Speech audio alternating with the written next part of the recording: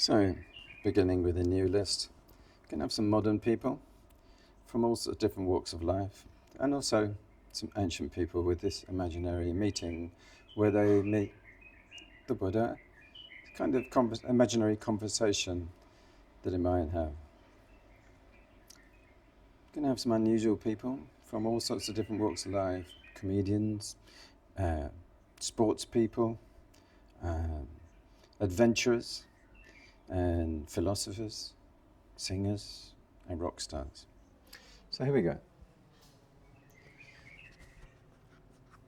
We're going to start with someone called Dawn French, who featured in Absolutely Fabulous, and her compadre Jennifer Saunders, Victoria Beckham, or Posh Spice, Eric Däniken, adventurer, William Rice Burroughs, David Bowie, Jack Kerouac, Brian Gysin, Allen Ginsberg, Gary Snyder, the character Sadness from the movie Inside Out, Joni Mitchell, Bob Dylan, Aldous Huxley. So let me start with Dawn French, and then we'll work through with the same kind of sharp contrast and vivid quirks and vivid details as before. So Dawn French versus the Buddha, laughter and cake versus silence and simplicity. Contrast in expression. Dawn French, beloved British comedian, actor and writer, is all about joyful excess. From her bowl of physical comedy to her unabashed love of cake, whether playing the bubbly vicar of Dibley or poking fun at life's absurdities. French finds liberation in laughter. The Buddha, by contrast, taught that true liberation arises from silence and moderation. In abandoning excess, peace is found. In silence, the deepest truths are known. Where French invites you to laugh at life's chaos, the Buddha invites you to step beyond it. Quirk and irreverence. French famously said, if we gave up chocolate, wouldn't it mean we would give up on life? She embraces indulgence as part of her humanity, her comedy, finding humor in ordinary struggles and desires. The Buddha, on the other hand, observed indulgence without judgment, but recognized its limits. Indulgence may taste sweet, but it nourishes craving. Craving, in the end, devours us. Imagine Dawn offering the Buddha a massive cake and him gently smiling, saying, "It too will pass." Connection through humor. Dawn French, her comedy is built on connection, her ability to disarm pretension and reveal vulnerability through laughter. The Buddha also connected with others, not through jokes, but through profound understanding of suffering. I know your pain, and I know there is a way out. Yet Dawn's humor answers a simpler self. Life's herd, let's laugh through it. One could imagine her quipping, "Come on, Buddha, can't we at least giggle our way to nirvana?" Sutta twist. The Buddha might have shared the Dhammapada, verse 146. Why this laughter? Why this jubilation when the world is burning? Shrouded in darkness, would you not seek the light? Dawn, in response, might have countered with her charm. Yes, but a good belly laugh can help us stumble towards the light, don't you think? Here, we've leaned into Dawn French's joyful irreverence and contrasted it with the Buddha's moderation and depth, while keeping it playful and textured. If this strikes the right note, her friend, Jennifer Saunders, the queen of absurdity versus the Buddha, the master of clarity. Contrast in focus. Jennifer Saunders, the brilliant comic behind Absolutely Fabulous, revels in absurdity and excess through characters like Adina Monsoon. She parodies consumerism, ego, and the shallow pursuit of luxury. It's not easy being a size 10, you know? You have to eat less and less. I mean, I'm already on one meal a day, and I'm still not losing weight. The Buddha, though equally aware of life's absurdities, pointed not to satire, but to liberation. The pursuit of indulgence ends in suffering. True peace lies in a peaceful mind.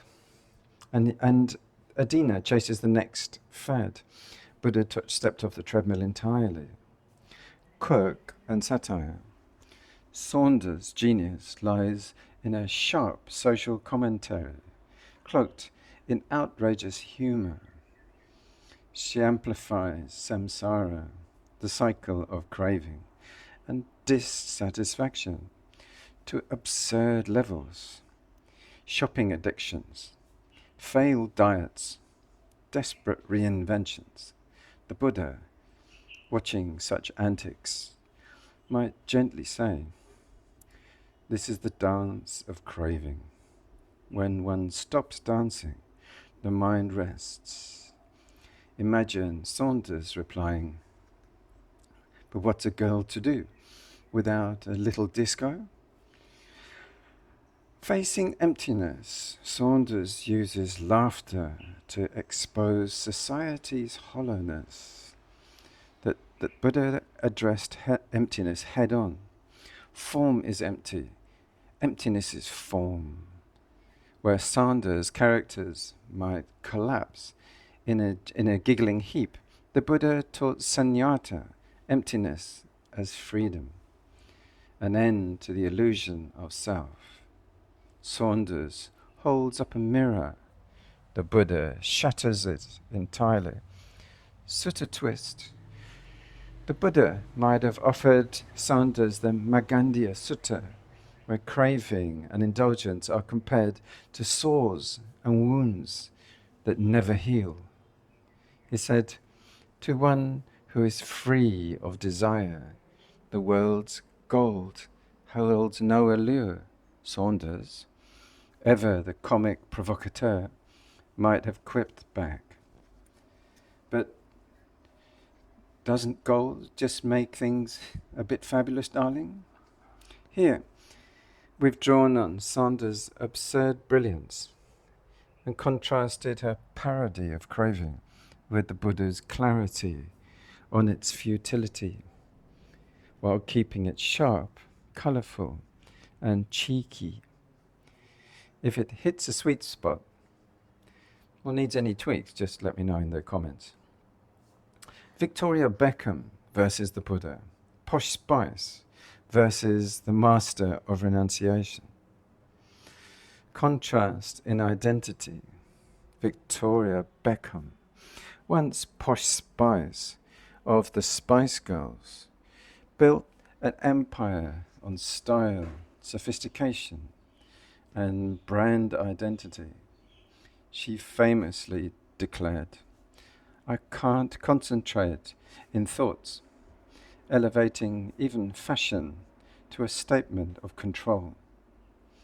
The Buddha, by contrast, stripped away all identity, royal, rich, or poor, and walked barefoot, teaching there is no self to adorn. Peace comes not in adding, but in letting go. Victoria, dressed to impress. The Buddha discarded the need to be seen at all. Quirk and ambition. Victoria turned fame into a meticulous career, transitioning from pop stardom to global fashion designer. Her poise was her brand, controlled, polished, untouchable. The Buddha, equally deliberate, pursued liberation with single-minded focus. But his brand was renunciation. I let go of all to know all. Imagine Victoria presenting the Buddha with a sleek black gown. He gently reminds her, a simple robe suffices when the mind wears no burdens, suffering and perfection. Behind Victoria's polished exterior lies her remission of relentless pressure. She said, I've been judged since day one, and I still am. This echoes the Buddha's teaching on dukkha, suffering that arises from craving perfection and fearing failure, while Victoria crafted an image to overcome insecurity. The Buddha let go of image altogether. The opinions of others are like passing clouds, while cling to shadows. Sutta twist, the Buddha might have shared the parable of the mustard seed, Kisa Gotami Sutta, the one who seeks to escape suffering through status and beauty is like one who gathers mustard seeds while ignoring the fire consuming her house. Victoria, ever sharp and self-aware, might reply, yes, but one does like to gather them in style. This version contrasts Victoria Beckham's polished ambition and self-image with the Buddha's utter renunciation, while weaving in her quirks and struggles with perfection. If we keep the heels clicking, let's move on, shall we, from Victoria Beckham to another person, Eric von Däniken versus the Buddha, the speculator of the stars versus the seer of the truths. Contrast in vision. Eric von Däniken, author of Chariots of the Gods, speculated that ancient civilizations were guided by extraterrestrial beings, claiming our ancestors were not stupid. They had teachers. His theories look outward to the heavens, aliens, and cosmic mysteries. The Buddha, by contrast, looked inward, finding answers not in the stars, but in the nature of mind. It is within this fathom-long body that I declare the universe is found. Where von Däniken imagined beings descending from the sky, the Buddha realized liberation by grounding himself in the reality of the present moment. Quirk and controversy. Von Däniken's quirks, and he walks a fine line between audacity and pseudoscience, drawing fascination and derision alike. His alien explanations for pyramids, Nazca lines, and Easter Islands statues enthrall millions. The Buddha, however, rejected speculation for its own sake, teaching in the Chula Malankya Sutta whether the universe is not. Such questions do not lead to liberation. Focus on the suffering that is there and how to end it. Attachment to wonder.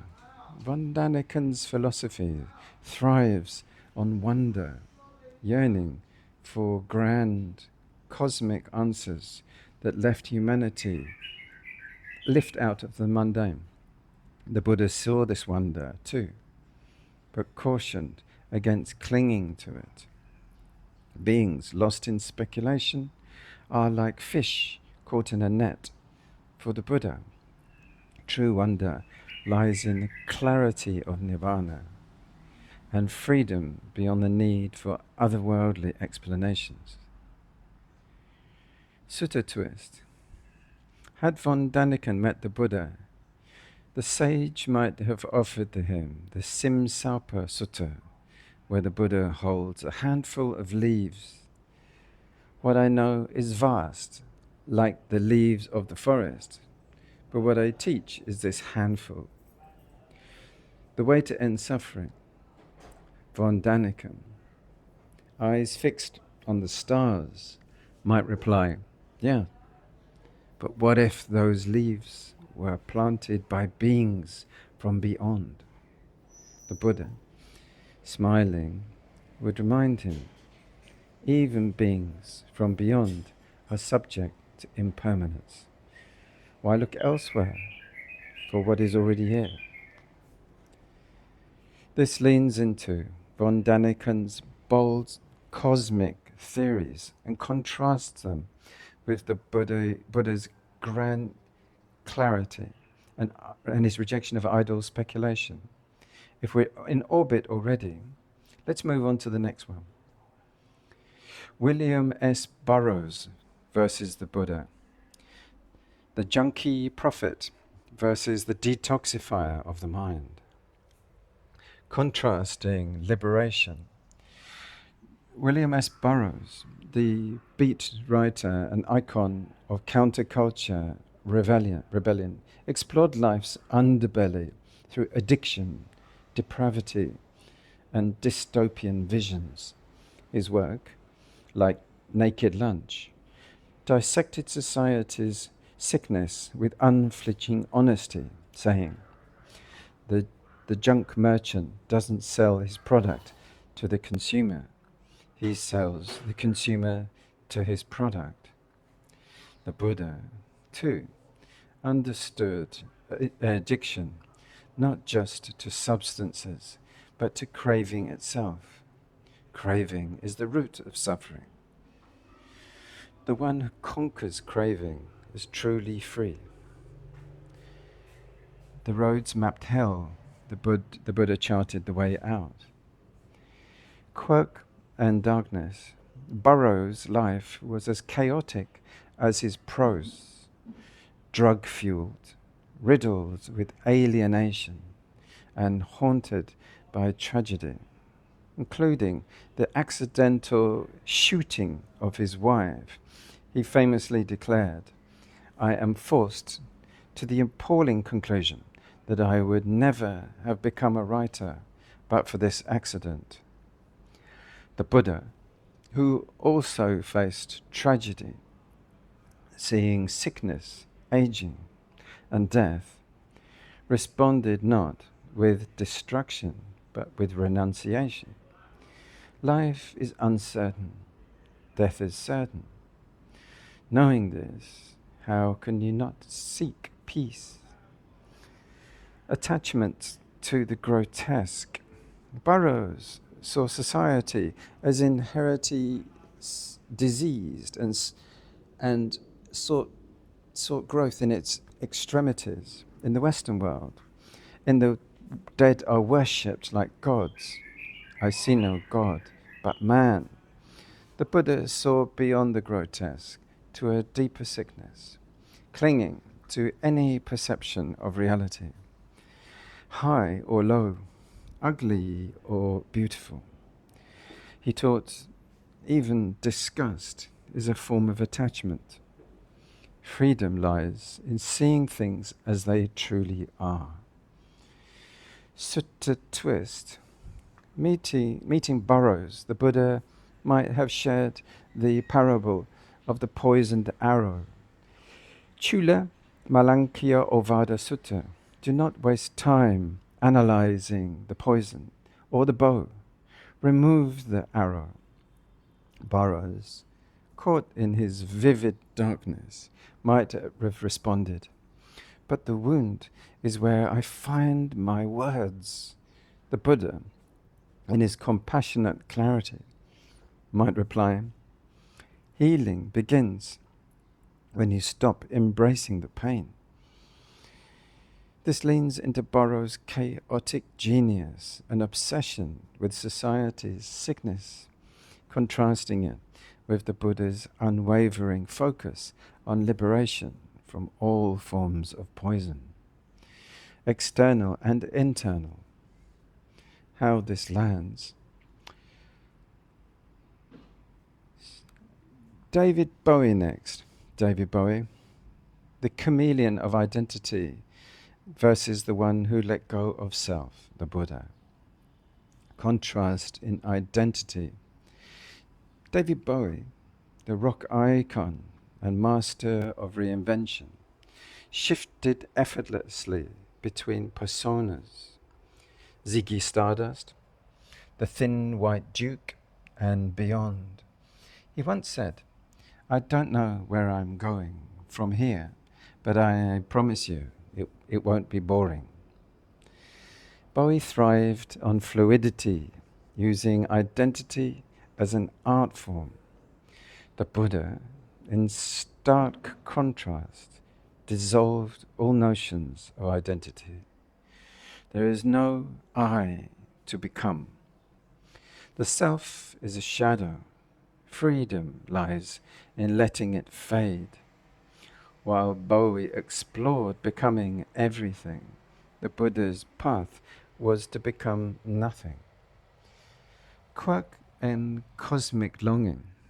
Bowie's work was laced with otherworldly imagery, from Is There Life on Mars to We've Got 5 years, that's all we've got. His music embraced cosmic uncertainty and the loneliness of existence. The Buddha, too, faced the vastness of existence, but offered clarity. The universe is infinite, yet suffering is immediate. Do not search for answers in the stars. Find peace within.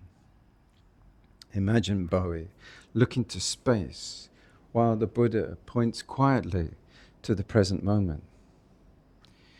Art, impermanence, and legacy. Bowie reflects deeply on mortality, particularly in his final album, Black Star. He sang, "Something happened on the day he died. Spirit rose a meter, then stepped aside." Like Bowie, the Buddha saw death as inevitable but transformative. Yet, when Bowie expressed impermanence through art, the Buddha taught freedom beyond it. All formations are impermanent. Know this, and you are free. Bowie turned impermanence into poetry. The Buddha turned it into liberation. Sutta twist. The Buddha might have offered Bowie the Anatta Lakkhana Sutta, the discourse on not self. All things are not self. When you see this clearly, you let go of clinging and suffering ends. Bowie, the ever-curious chameleon, may have replied, but what's left of me if I'm not becoming something? 2. Which the Buddha would softly answer, what remains is peace, timeless and beyond becoming. This version captures Bowie's cosmic curiosity, identity play, and artistic reflections on mortality, contrasting them with the Buddha's radical letting go. If it hits the right note, you'll feel good. Jack Kerouac versus the Buddha, the Dharma Bum versus the original wanderer. Contrast in Joni. Jack Kerouac, the voice of the Beat generation, chased freedom on the open road, romanticizing life's impermanence through restless motion. He wrote, "I had nothing to offer anyone except my own confusion." The Buddha, too, left the comforts of home to wander, but his was a deliberate path of liberation, while Kerouac craved experiences to fill the void. The Buddha discovered it is not the world we must conquer, but the craving within us. Quirk and longing. Kerouac's novels, especially On the Road and The Dharma Bums, crackle with jazz-like spontaneity, fueled by longing, cigarettes, and hitchhike nights. He wrote, "The only truth is music." The Buddha would agree on truth, but his music was silence, simple, still, and free from craving. Like a lute whose strings are cut, a heart that lets go sings the sweetest song. Imagine Kerouac stopping mid-journey to ask the Buddha, "But what's wrong with the road, man?" The Buddha, smiling, might reply, "Nothing, but where are you going?" Attachment to life's beauty. Kerouac drank deeply of life's beauty and tragedy, writing, "Because in the end, you won't remember the time you spent working in the office. Climb that goddamn mountain." Yet, as his life unfolded into alcoholism and despair, the Buddha's words would echo. Beauty fades. Desperately clinging to it is like trying to hold mist in your hands. Where Kerouac's road led him back to suffering, the Buddha taught a different route, one that ended in peace. Sutta twist. The Buddha might have offered Kerouac the parable of the footprint, Chula Sihanada Sutta, like the footprint of an elephant. All roads leave marks, but it is the road to liberation that leads beyond all paths. Kerouac, pausing to scribble these words into his notebook, might have replied, "Man, you're saying the road ends? I've spent my life looking for the next turn." The Buddha, ever patient, might whisper, "Let it end, and you will arrive." This comparison embraces Kerouac's restless, jazz-filled wandering and contrasts it with the Buddha's purposeful renunciation. Let's hitchhike forward to the next of our beats. His name is Brian Gysin, or Gysin, the dream machine versus the waking mind. Contrast in perception. Brian Gysin, the artist and writer who pioneered the cut-up technique with William Rice Burroughs, sought to shatter linear thought. His invention of the dream machine, a spinning light of ice-inducing hypnotic states promised to alter consciousness. Gysin proclaimed writing is 50 years behind painting. It must catch up. The Buddha, by contrast, shattered illusions not through fragmentation or sensory overload, but through stillness. Calm and insight lead to awakening. You do not need more images, but less clinging to them. Where Gysin manipulated perception, the Buddha transcended it. Quirk and experimentation.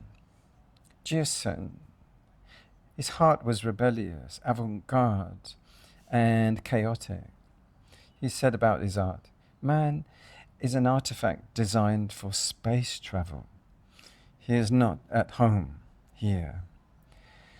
This otherworld longing stands in stark contrast to the Buddha's grounding in the present moment. This very mind is your home. There is no other place to go. While Gysin dreamed of escape, the Buddha's awakening was an escape from dreaming itself. No machines, no illusions, just clarity, attachment to breaking limits. Gysin's experiments fractured boundaries, whether with language, form, or the mind. His work had a rebellious beauty, but the Buddha might have seen it as another form of clinging. The craving for altered states still binds you. True freedom is not in breaking thought, but seeing through it. Imagine Gysin showing the Buddha the dream machine, lights spinning hypnotically. The Buddha would observe unshaken and say, the light you seek cannot be seen by the eyes. Sutta twist.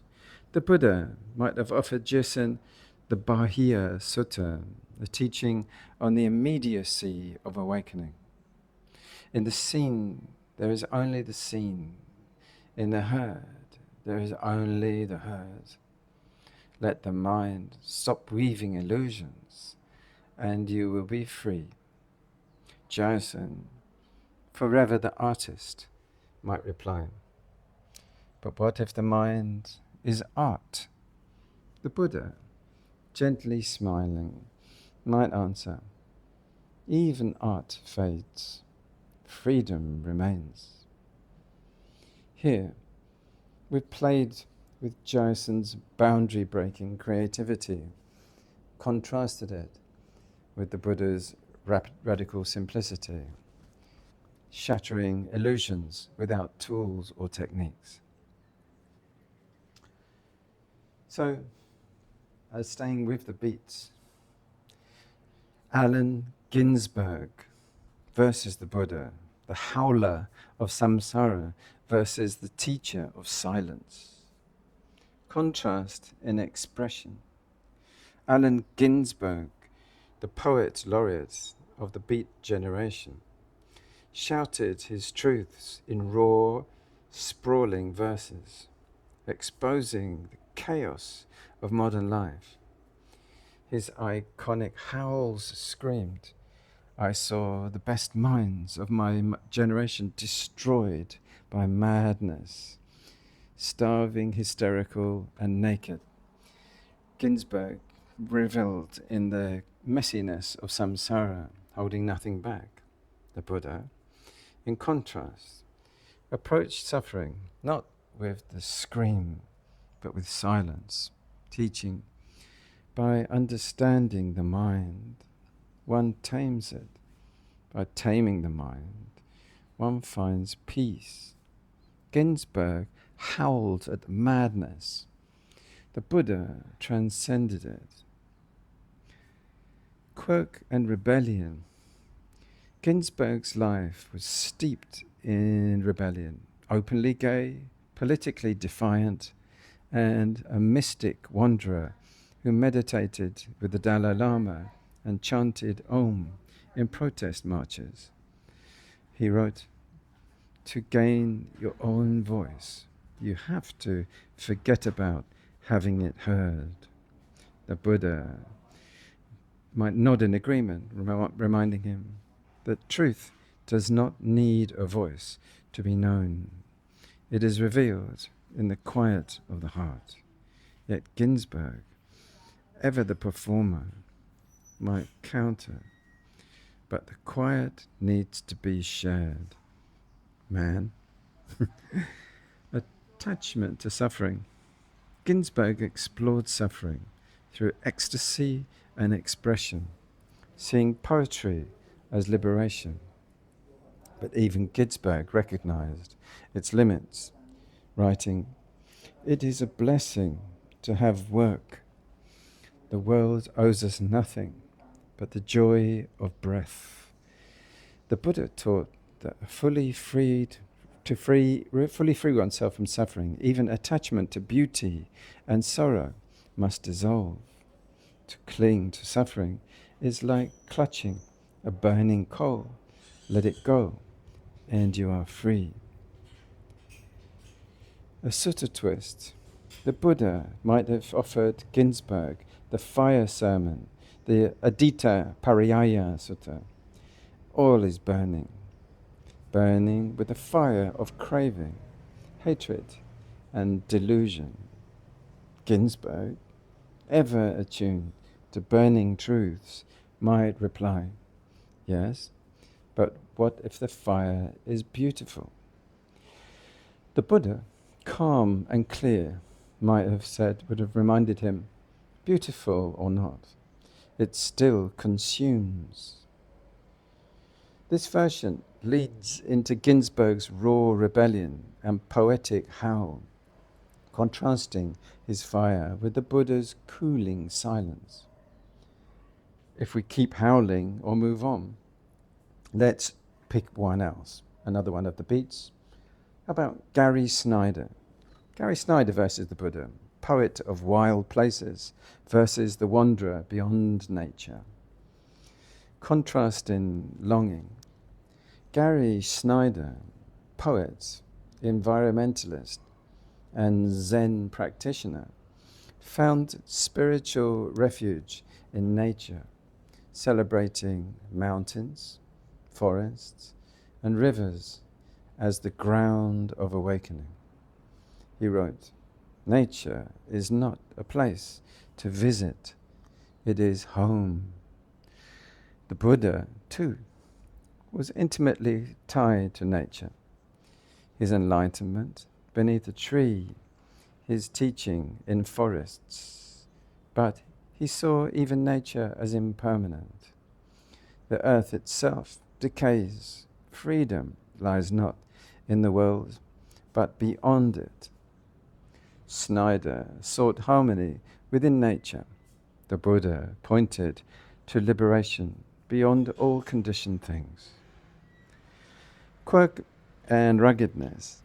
Snyder embodied the wilderness he celebrated, working as a fire lookout, logger, and mountain hermit. He called his poetry a conversation with mountains. The Buddha's wilderness, though equally rugged, was an inner landscape, the peaks and valleys of the mind. Imagine Snyder sitting with the Buddha, sharing a moment of silence under an ancient tree. Snyder might say, "The forest teaches stillness." The Buddha would reply, "Yes, and the forest, too, will pass." Impermanence and reverence. Snyder's work is steeped in reverence for life's transience, as in riprap, lay down these stones. Like each thought, each moment, a path through the mountains. The Buddha, though appreciating such reverence, would gently question, if the path itself dissolves, what then? Snyder's poetry honors impermanence. The Buddha uses it as a doorway to Nibbana, the timeless. Sutta twist. The Buddha might have offered Snyder the Satipatthana Sutta, the discourse on mindfulness, where observing nature, breath, sensations, and thoughts becomes the path to insight. Snyder, smiling knowingly, might say, watching the mind is not so different from watching a river. Both flow endlessly. The Buddha, with his gentle clarity, might add, and when the watching ceases, the river flows no more. Here, we've looked at the contrast between Snyder's love of the wild beauty with the Buddha's focus on transcending all forms while keeping Snyder's rugged poetry kind of alive. If the flow feels pretty good with you, then we can move on to another one. This is totally different. The animated character, Sadness, in Inside Out movie versus the Buddha. The embracer of tears versus the one who ends all suffering. Contrast in understanding Sadness made by Pixar. The blue-edged emoticon from Pixar's Inside Out teaches the importance of embracing grief and vulnerability. By sitting with Riley's sadness, she helps others connect, heal, and grow. Her quiet power lies in recognition. Crying helps me slow down and obsess over the weight of life's problems. The Buddha, while acknowledging the reality of sorrow, dukkha, taught a radical path. Grief is like a storm. Observe it, understand it, and the clouds will clear. Sadness comforts you in the rain. The Buddha leads you beyond it. Quirk and purpose. Sadness, charm lies in her gentle, apologetic nature. She flops onto the floor, sighs heavily, and says, "I'm too sad to walk. Just give me a few hours." While her presence feels heavy, her role is crucial, teaching Riley to express and process sorrow. The Buddha, too, recognized that separating emotions leads to suffering, but offered a deeper view. Even sadness arises and passes. Observe it, and you'll see it as not yours to carry. Attachment to sadness versus freedom. Sadness teaches that loss can bring connection. But the Buddha saw attachment to sadness as a subtle form of clinging. He taught in the Salayatana Sutta, the wise feels narrow, the pain itself, but the untrained feel true, the pain and the sorrow over it. Imagine sadness curled up, overwhelmed, and the Buddha saying, "It's okay to feel this, but do not cling to it. Let the sadness flow, and freedom will follow." Sutta twist. The Buddha may have offered sadness the Anapanasati Sutta, mindfulness of breathing. Breathe in and know you are breathing in. Breathe out and release the burden. Sadness, teary-eyed but curious, might reply, "But what if the burden makes us human?"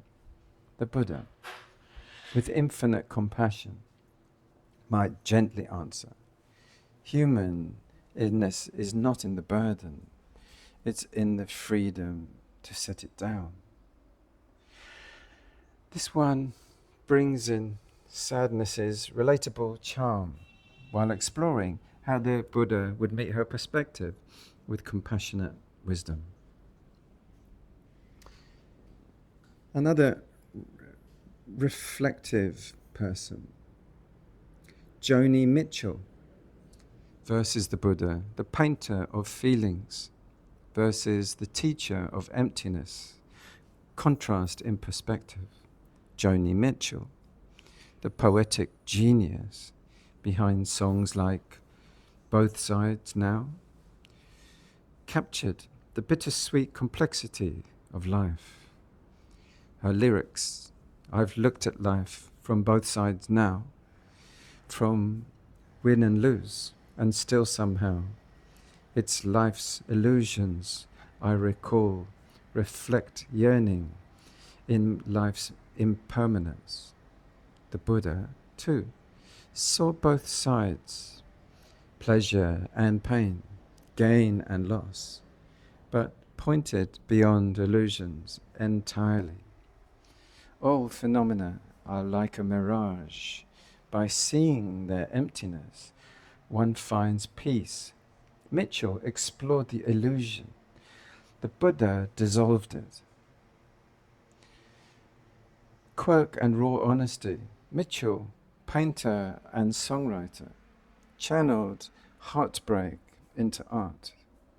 In River, she sings, I wish I had a river I could sail away on, embodying the very human urge to escape sorrow. The Buddha understood this longing, but offered a radical shift. Escaping outward does not work. Turn inward and free the mind from its chains. Where Mitchell skates on thin ice of emotions, the Buddha points to still waters underneath. Beauty in suffering. Mitchell's art thrives on life's contradictions. Joy and despair, beauty and decay. She said, you don't know what you've got till it's gone. The Buddha, seeing the same impermanence, taught that clinging to what is gone brings suffering. Yet he recognized beauty too, saying, the lotus blooms in the muck. Know the muck for what it is, and you can marvel at the lotus without sorrow. Mitchell captured the fleeting. The Buddha taught how to let it pass without grief. Sutta twist. The Buddha might have shared the Samyutta Nikaya's parable of the raindrops. The rain falls on all alike, but the wise see it as a passing. No need to gather it. Mitchell, ever the poet, might reply, but the rain is what makes the river sing. The Buddha, with his compassionate smile, would answer, yes, but listen long enough and you'll hear the silence underneath.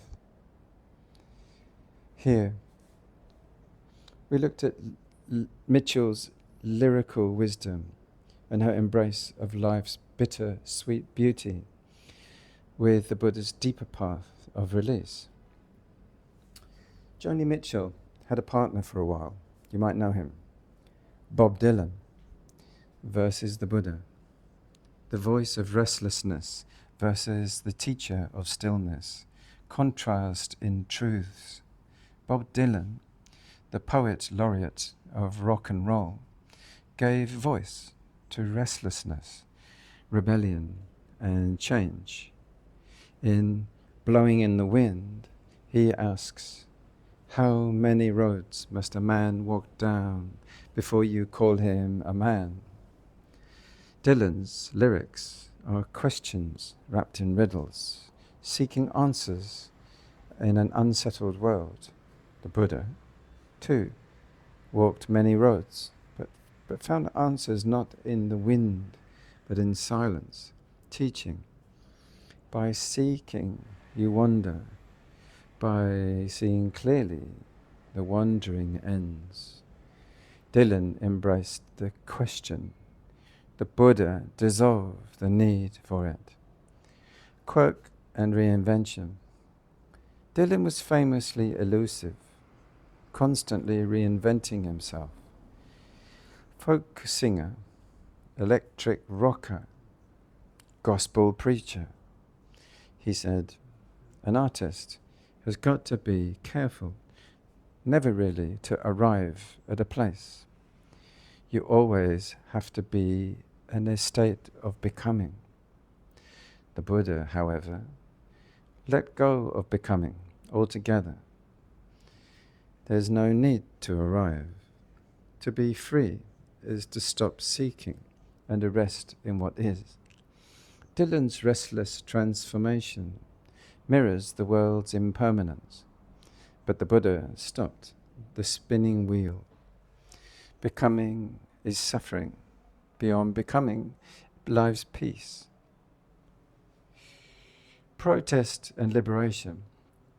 Dylan's protest songs, like the times they are a-changing, called for revolution, urging people to rise up against injustice. The Buddha, too, was a revolutionary, but his battle was inward. The conquest of others brings no peace. Conquer yourself, and you will feel no true freedom. Dylan shouts for change in the world. The Buddha whispers for transformation of the heart. Sutta twist. The Buddha might have offered Dylan the Baddha Karata Sutta, the ideal lover of solitude. Do not dwell in the past, do not long for the future.